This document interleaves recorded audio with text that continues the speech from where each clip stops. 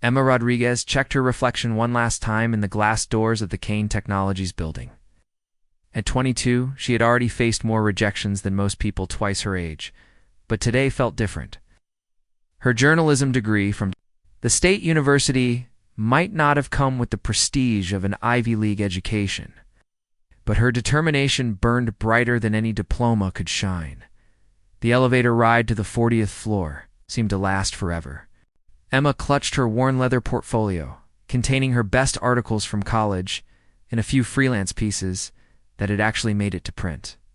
Her black blazer, borrowed from her roommate, her carefully pressed white shirt represented her entire professional wardrobe. She had spent her last $30 on a subway card and a coffee to calm her nerves. Kane Technologies occupied the entire top floor, and stepping off the elevator felt like entering another world. Floor-to-ceiling windows offered breathtaking views of the city's skyline, while sleek modern furniture and abstract art pieces created an atmosphere of sophisticated success. Emma had researched the company thoroughly, knowing that Vincent Kane had built his tech empire from a small startup in his garage. Just 7 years ago, the mix-up that started it all. "Ms. Rodriguez, thank you for coming," said Clara, the impeccably dressed receptionist with silver hair and kind eyes. "Mr. Kane is running a few minutes late, but he asked me to show you to the conference room." Emma followed Clara down a hallway lined with awards and magazine covers featuring Vincent Kane. She had seen his picture before, but the photos didn't capture the intensity in his dark green eyes, or the way his smile seemed both confident and genuinely warm. He was younger than most CEOs of major companies, and his casual approach to business attire had become legendary in tech circles. The conference room was enormous, the polished oak table that could seat 20 people.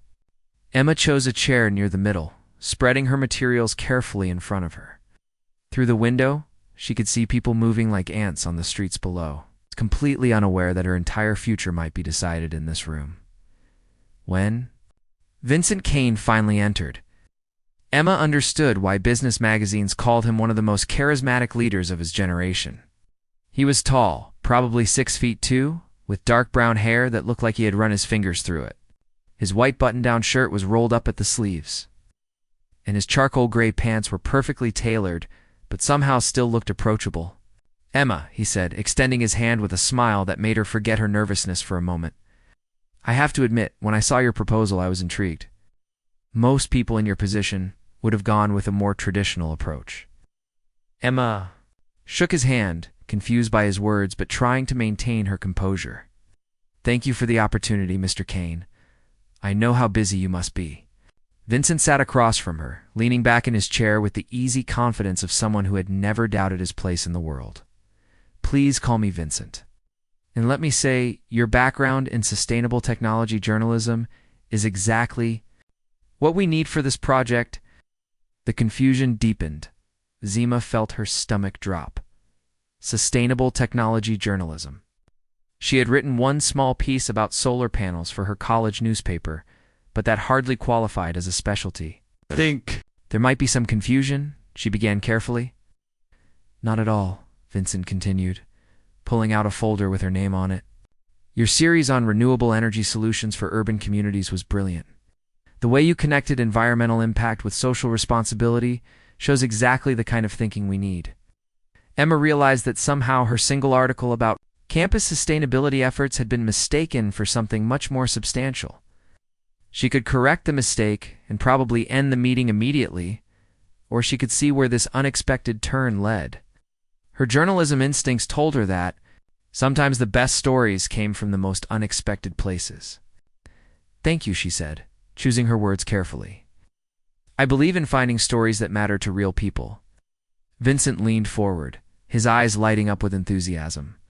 "That's exactly what I mean. Most business journalists just want to know about profit margins and stock prices. But you understand that success means more than just making money." For the next hour, they talked about everything from urban development to social media's impact on community building. Emma found herself sharing ideas she had never spoken aloud, theories about how technology could bridge social gaps rather than widen them. Vincent listened intently, asking thoughtful questions that pushed her thinking in new directions. "The chemistry becomes undeniable, I have to ask. Vincent said during a brief pause. What made you want to focus on the human side of technology? Huh? Thought about her childhood in a neighborhood where internet access was unreliable and computers were luxury items. I grew up seeing how the digital divide affects entire communities. Technology should lift people up, not leave them behind. Something in Vincent's expression shifted, becoming more serious and somehow more personal. Most people in your position would have given me a textbook answer about innovation and progress. I'm not most people, Emma replied, surprising herself. With her boldness. No, Vincent said softly. You definitely are not. The silence that followed was charged with something Emma had never experienced in a professional setting. She was aware of the way Vincent was looking at her, as if he was seeing something unexpected and fascinating. Her heart was beating faster, and she couldn't tell if it was from nervousness or something else entirely. The truth comes out. Clara appeared in the doorway, his tablet in hand. Vincent, I have the contracts ready for your 3 o'clock with the renewable energy consultant Emma Rodriguez from Green Future Media. Both Vincent and Emma turned to look at Clara, then at each other, as the reality of the situation became clear. Emma felt her cheeks burn with embarrassment. I think, she said quietly, there's been a misunderstanding.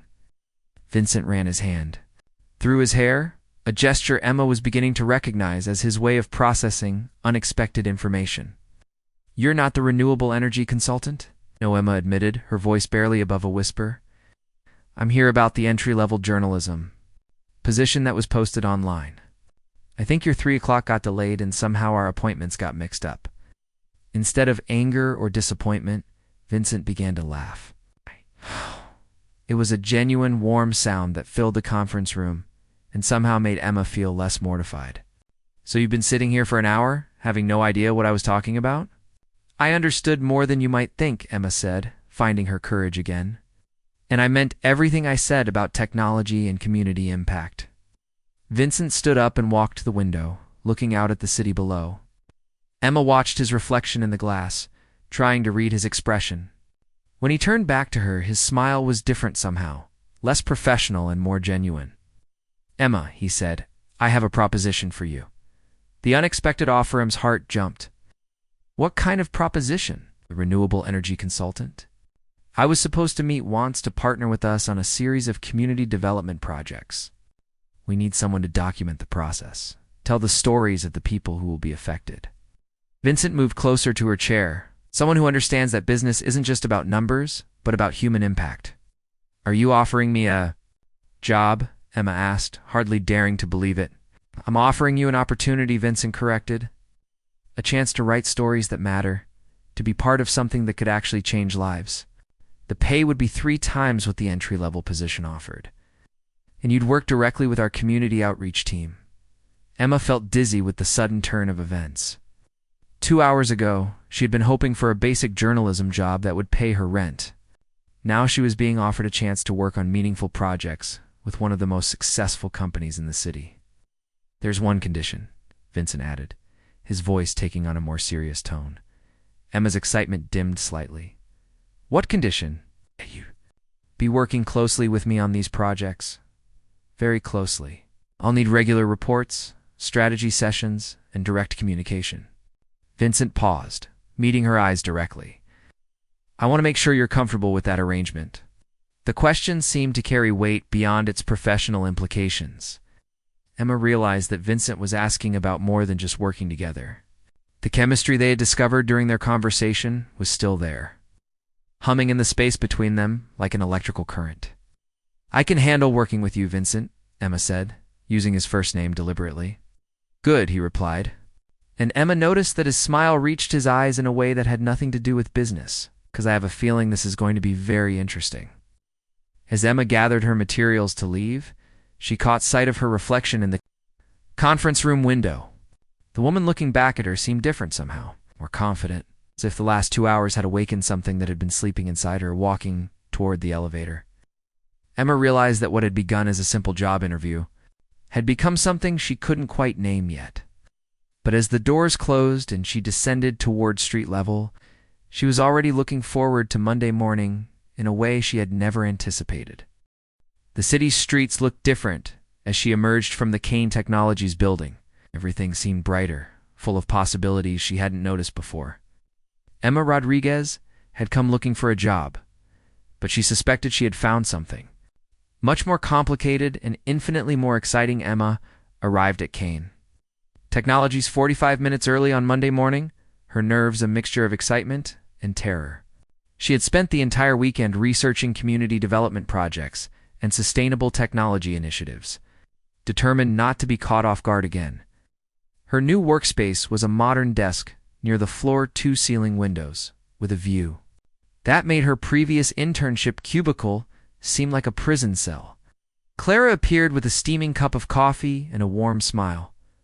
"Vincent likes to start early," she explained. "He'll be here in about 20 minutes. I thought you might want to review these project files before your first official meeting." The files were thick with proposals, budgets, and community impact assessments. Emma discovered that Kane Technologies had been quietly funding urban renewal projects for 3 years, focusing on neighborhoods that reminded her of her own childhood home.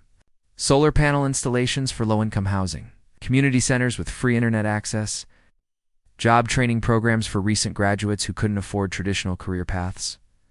"Impressive, isn't it?" Vincent's voice came from behind her shoulder, close enough that she could smell his cologne, something subtle and expensive. Emma turned in her chair, trying to ignore the way her pulse quickened. Why doesn't anyone know about this? These projects could generate incredible positive publicity. Vincent sat on the edge of her desk, a casual gesture that somehow made the professional space feel more intimate. Because the moment we start using these projects for publicity, they stop being about the communities and start being about us.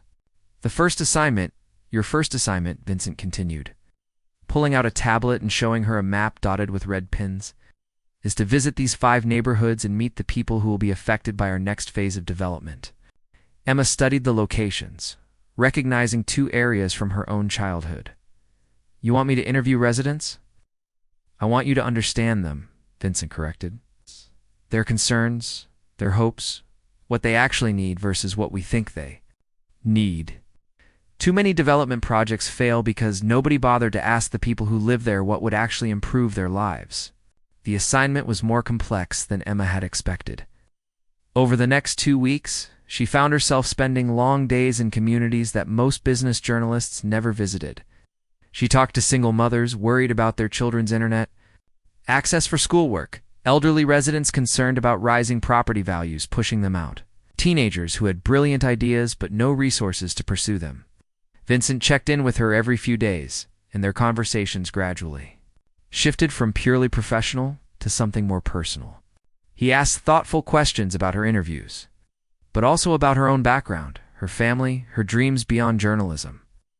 The crisis strikes on a rainy Thursday afternoon. Emma was transcribing interviews in her apartment when her phone rang. Vincent's name appeared on the screen, and she could hear tension in his voice immediately. "Emma, I need you to come in right away. We have a situation." She arrived at the office to find Vincent pacing in the conference room, his usually composed demeanor replaced by barely controlled frustration. Several other executives sat around the table, their faces grim. "What happened?" Emma asked. "David Sterling," Vincent said, referring to the CEO of their biggest competitor. "He's been buying up properties in 3 of the neighborhoods where we plan to build community centers. Now he's threatening to convert them into luxury condos unless we abandon our projects." She had met families in those neighborhoods, were counting on the community centers for their children's after-school programs and job training opportunities. "Can he do that legally?" "Unfortunately, yes," replied Janet, Kane Technologies legal counsel. "He moved faster than we expected and outbid us on several key properties." Vincent turned to Emma, his green eyes intense with determination. "This is where I need your help. Sterling thinks he understands these communities, but he's never actually talked to the people who live there." Of working through the night, what followed were the most intense 72 hours of Emma's life. She and Vincent worked side by side, developing a community-based response to Sterling's threat. Emma reached out to residents she had interviewed, explaining the situation and asking for their input. Vincent used his business connections to explore alternative properties and funding sources. By Friday evening, they had been working for nearly 18 hours straight. The office was empty except for them. Takeout containers scattered across the conference table like evidence of their marathon planning session. "Emma," Vincent said during a brief break, "I need to ask you something, and I want a completely honest answer." She looked up from the community petition she was reviewing. "What is it? Are you doing this because it's your job, or because you actually care about these projects?" The question caught her off guard. "Both," she answered truthfully, "but mostly because I grew up in neighborhoods like these. I know what it feels like when people make decisions about your community without ever asking what you actually need." Vincent was quiet for a long moment, studying her face in the soft light from the desk lamp.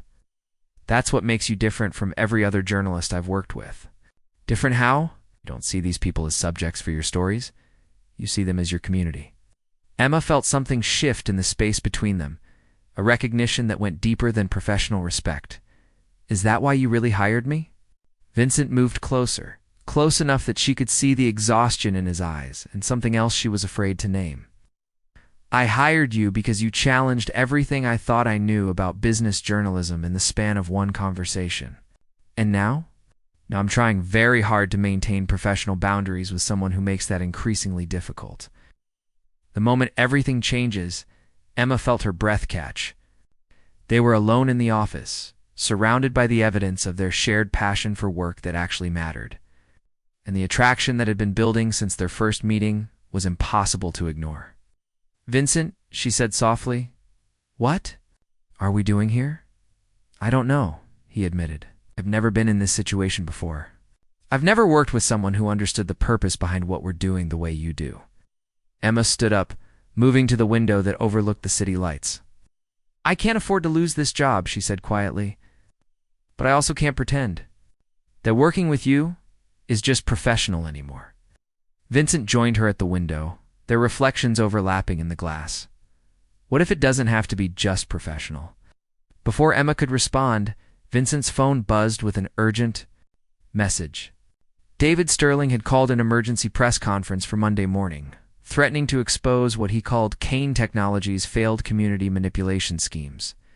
"He's going to destroy everything we've worked for," Vincent said. The moment of intimacy shattered by the crisis, Emma felt a surge of determination. "Not if we tell the real story first." The plan takes shape, working through the weekend. Emma and Vincent developed a strategy that went beyond traditional corporate damage control. Emma would write a series of articles featuring the actual voices of community residents, showing the real impact of the development projects.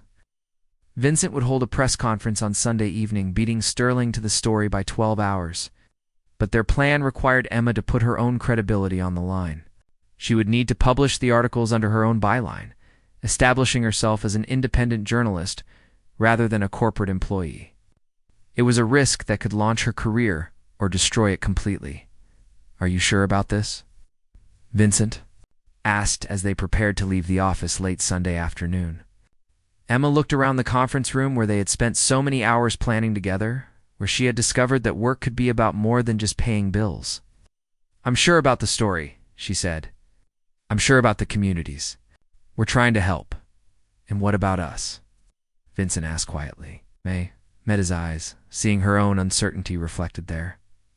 "I don't know what happens with us, but I know that if we don't fight for these projects, we'll both regret it for the rest of our lives." Vincent nodded, understanding that some things were more important than the growing attraction between them. "Then let's go save some communities." As they walked toward the elevator together, Emma realized that somewhere in the midst of crisis, in collaboration, her feelings for Vincent had evolved from professional admiration to something much deeper. She was falling in love with a man who saw business as a tool for positive change, who valued her ideas and trusted her instincts, who made her feel like she could accomplish anything.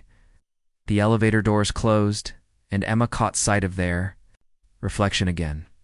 This time, she saw two people who had found something worth fighting for together, even if they weren't sure what that meant for their future.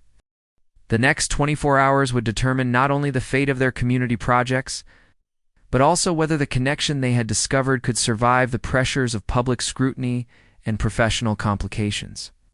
Emma had never been more Nervous or more excited about what Monday morning might bring, Sunday evening arrived with the weight of everything. Emma and Vincent had built together, hanging in the balance. The Kane Technologies press room buzzed with reporters, cameras, and the electric tension that preceded major announcements. Emma stood at the back of the room, her articles already submitted to 3 major publications, her heart pounding as Vincent approached the podium. He looked different under the harsh lights, more serious than she had ever seen him. Gone was the casual confidence she had grown to love. Instead, Vincent Kane stood before the press as a man defending something that mattered more than profit margins or stock prices. "Ladies and gentlemen," Vincent began, his voice steady and clear, "I want to tell you about 5 neighborhoods in our city where children do homework by candlelight because their families cannot afford reliable electricity. Where teenagers with brilliant minds never get the chance to learn coding because they lack internet access. Where single mothers work 3 jobs but still cannot provide their families with the opportunities that many of us take for granted." Emma watched the reporters lean forward, intrigued by the unexpected direction of his opening statement. Vincent had insisted on starting with the human element rather than corporate statistics, and she could see it was working. For the past 3 years, Kane Technologies has quietly invested in these communities, not for publicity or tax benefits, but because we believe that technology should serve everyone, not just those who can afford it. Vincent's eyes found Emma in the back of the room, and she saw him draw strength from her presence.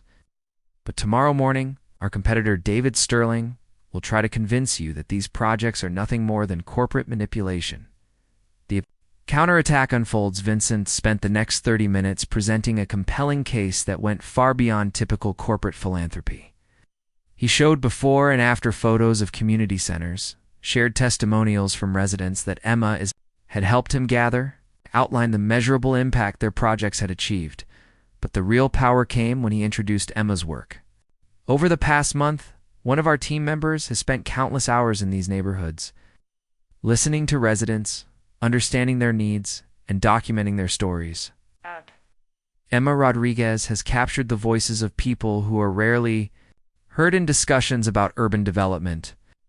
Emma felt her cheeks warm as every camera in the room turned toward her. She had not expected Vincent to highlight her contributions so prominently, and the attention made her both proud and nervous. Ms. Rodriguez called out Jennifer Walsh from the City Business Journal. "What did you discover during your time in these communities?" Emma moved closer to the front of the room, her journalist instincts taking over. "I discovered that the residents of these neighborhoods have incredibly clear ideas about what would improve their lives.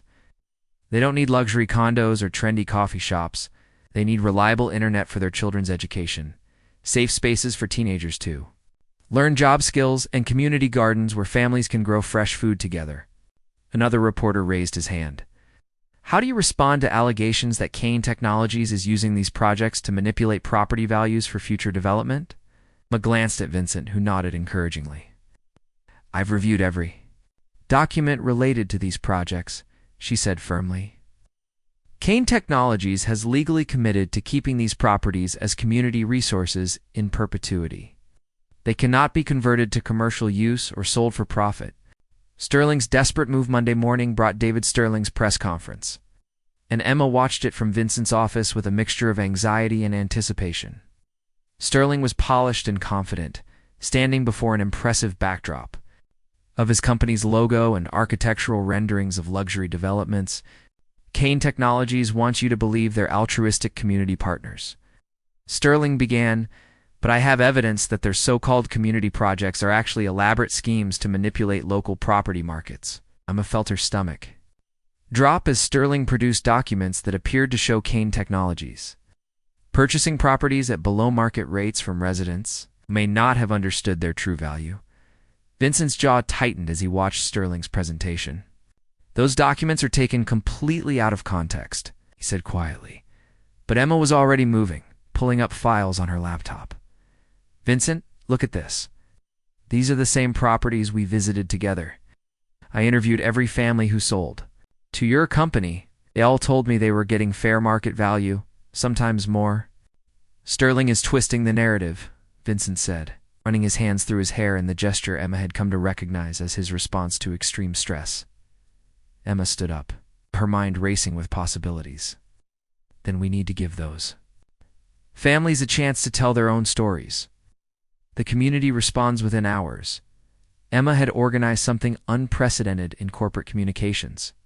Instead of another press conference, she arranged for a community meeting in one of the neighborhoods where Kane Technologies had built a community center. The meeting room filled with residents who had worked with the company's projects.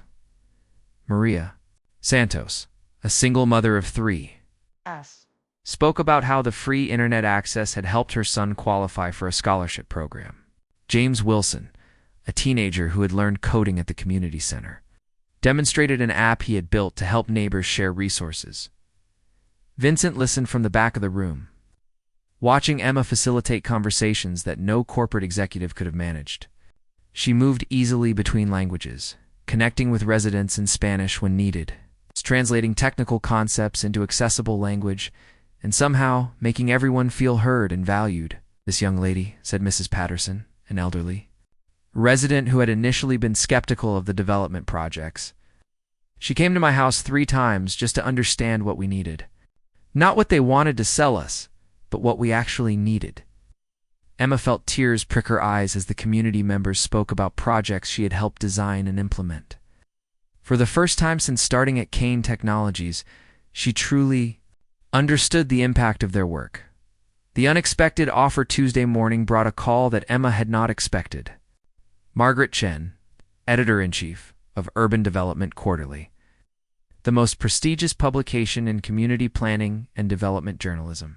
Rodriguez, "I've been following your work on the Kane Technologies community projects. I'm impressed, not only by your writing, but by your approach to community journalism."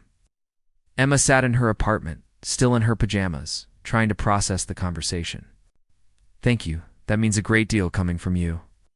I have a position opening up for a senior community affairs correspondent. It would mean relocating to Chicago, but the salary is significant, and you'd be covering urban development projects across the Midwest." The offer was everything Emma had dreamed of when she graduated from college. National publication, excellent salary, the chance to build a reputation as a serious journalist, covering issues that mattered to her. "I need some time to consider it," Emma said carefully. "Of course. But Emma, opportunities like this don't come along often, especially for journalists your age." After hanging up, Emma sat in her kitchen staring at her laptop screen, which displayed the latest articles she had written about the Kane Technologies projects. She had found work that felt meaningful, had built relationships with communities that needed advocates, and had discovered feelings for Vincent that complicated everything she thought she wanted from her career. The conversation that changes everything. That evening, Emma met Vincent at a small restaurant in one of the neighborhoods where they had worked together. It was the kind of place that served authentic home-style food, and where the waitress knew every customer's name. "You're quiet tonight," Vincent observed, after they had ordered. Emma took a deep breath. "I got a job offer today. Senior correspondent. Position with Urban Development Quarterly." Vincent's expression didn't change, but Emma noticed his hand tighten slightly around his water glass. "That's a significant opportunity." "It is," Emma agreed. "It's also in Chicago."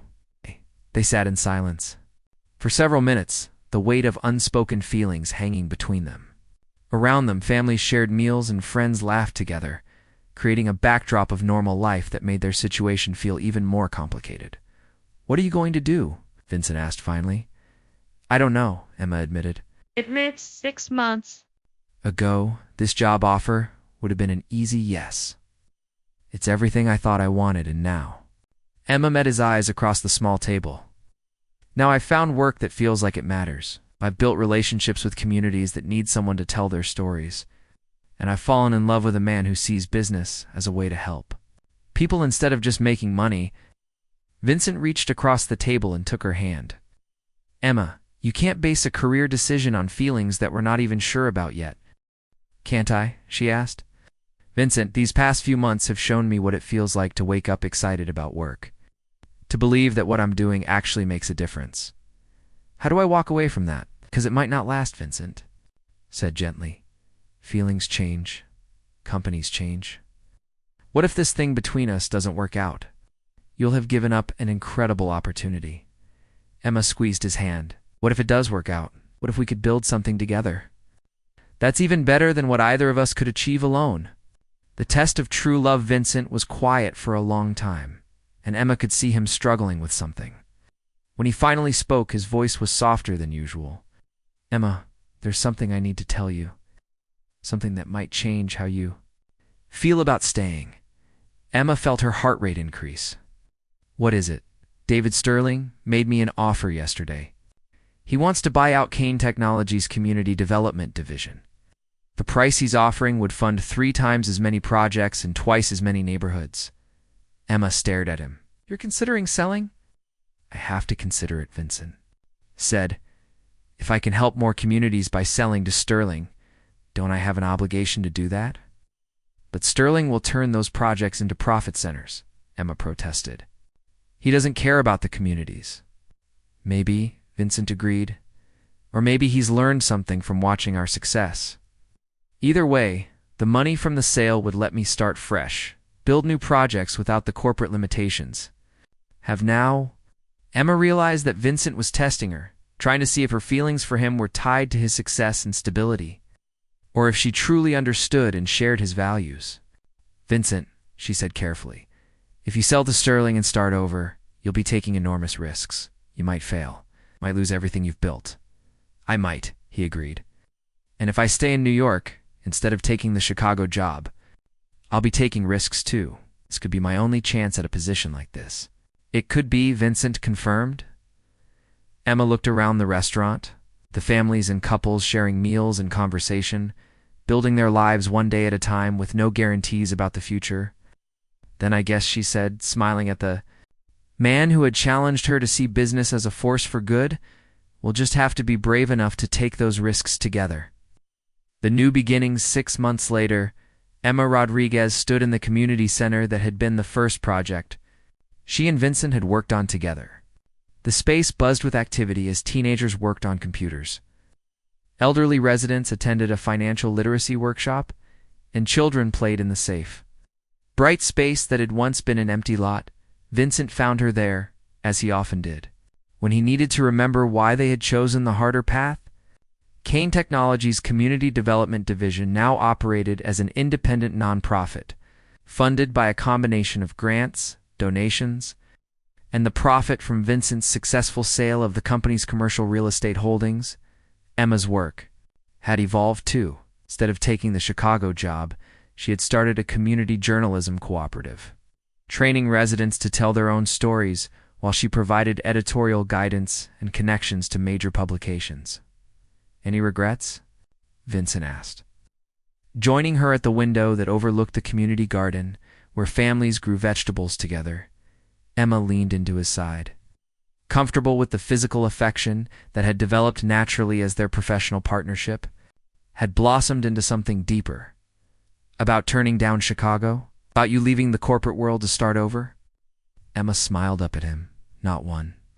Even when I'm struggling to write grant applications at midnight and you're working on 3 articles simultaneously while teaching a photography class?